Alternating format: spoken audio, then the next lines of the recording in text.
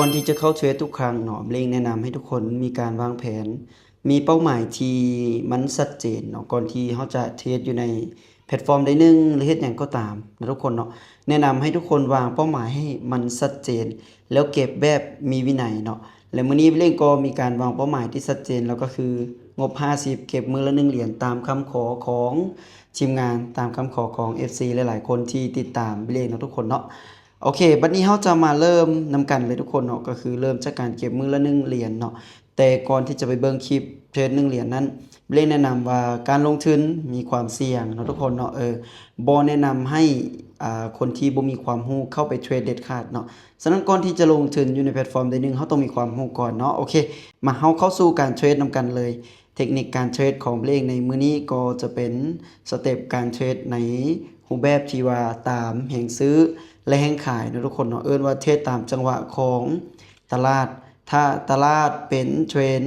ขาขึ้นนะทุกคนเนาะเล่นก็จะตามขึ้นไปแบบนี้นะทุกคนเนาะแต่ถ้าตลาดเป็นเทรนขาลงเล่นก็จะขายลงมาแบบนี้แต่ถ้า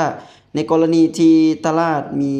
แห่งซื้อแห่งขายเข้ามาแบบนี้เล่นก็จะตามมันเส้นกันโดยการตามแห่งซื้อแห่งขายสลับตามมันเนาะมาบัดนี้เฮามาเทรดตลาดตัวจริงเนาะก่อนอื่นแมนให้เฮาปรับเงินเนาะเบลงจะเดินอยู่ที่ 1.1 เนาะเดี๋ยวเบลงเทรดเก็บ1เหรียญแล้วเบลงก็จะไปเก็บตามเป้าหมายของเบลงเซ็นในมือที่เบลงเทรดเนาะก็จะเก็บมือละ100 200เหรียญเนาะเพราะว่าเดี๋ยวเบลงจะเทรดให้ทุกคนเบิ่งเนาะแล้วก็ลงคลิปตัวนี้ไปนำเนาะเพื่อให้เฮาสามารถที่จะเบิ่งว่าการเริ่มต้นนั้นต้องเริ่มแบบใดเนาะบ่แม่นว่าเฮาจะมาเริ่มต้นแบบall in เลยเป็นไปบ่ได้เนาะทุกคนเนาะแบบนั้นน่ะความเสี่ยงสูงโอเคเนาะอย่างที่เราได้เว้าไปในเมื่อกี้ว่าในกรณีที่ถ้าหากว่าตลาดทุกคนเนาะเป็นขาขึ้นเนาะเฮาก็จะตามขึ้นไปเนาะถ้าเป็นขาลงเฮาก็จะขายลงมาเนาะกรณีนี้แมนมันเป็นเทรนขาขึ้นอยู่ทุกคนเนาะและเฮาก็ได้ทำการกดบ่ายขึ้นไปในจังหวะนี้แต่ว่าตอนนี้ตลาด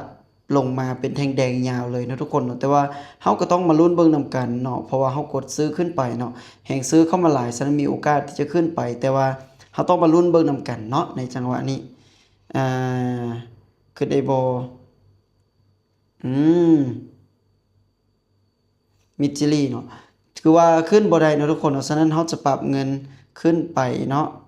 เดี๋ยวเบลจะทำการปรับเงินของตัวเองขึ้นไปจากอ่า 1.1 เป็น 2.3 เนาะพอแบบนี้แม่นเฮาจะได้ทางต้นทุนแล้วก็กำไรกลับมาเนาะแบบที่ว่ามีความเสี่ยงน้อยเนาะทุกคนเนาะ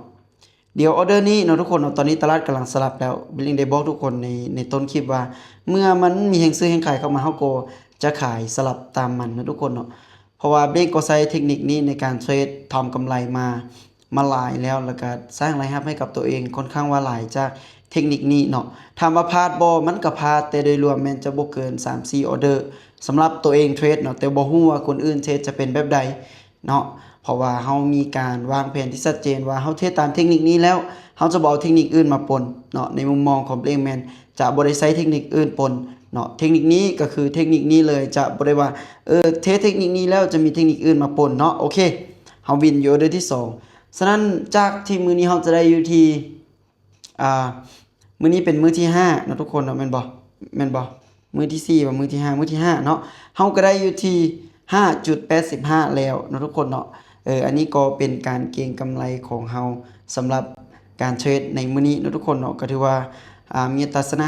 50% เนาะมีกำไร 1.08 ใช้เงินในการเข้าเทรดแม่น 3.4 เนาะอันนี้เป็นการเทรดของเฮาเนาะทุกคนเนาะฉะนั้นเนาะทุกคนเนาะคลิปนี้เล่งก็อยากจะบอกทุกคนในท้ายคลิปนี้คือนึงว่าการลงทุนค่อนข้างว่าเป็นสิ่งที่มีความเสี่ยงฉะนั้นแล้วเนาะทุกคนเนาะการที่เฮาเข้าเทรดเป็นเรื่องปกติเนาะเป็นเรื่องของการลงทุนแต่มันจะเทรดได้หรือเทรดเสียนั้นอันนั้นขึ้นกับตัวของบุคคลถ้าหากว่า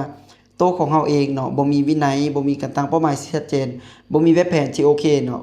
สุดท้ายแล้วเฮาจะเสียก็เป็นได้เนาะทุกคนเนาะฉะนั้นแล้วสำหรับคลิปนี้ก็ประมาณนี้เนาะเล่ก็มีกำไรตามเป้าและมื้อนี้ก็เป็นมื้อที่5นะทุกคนเนาะเป็นการเทรดที่ง่ายสำหรับตัวของ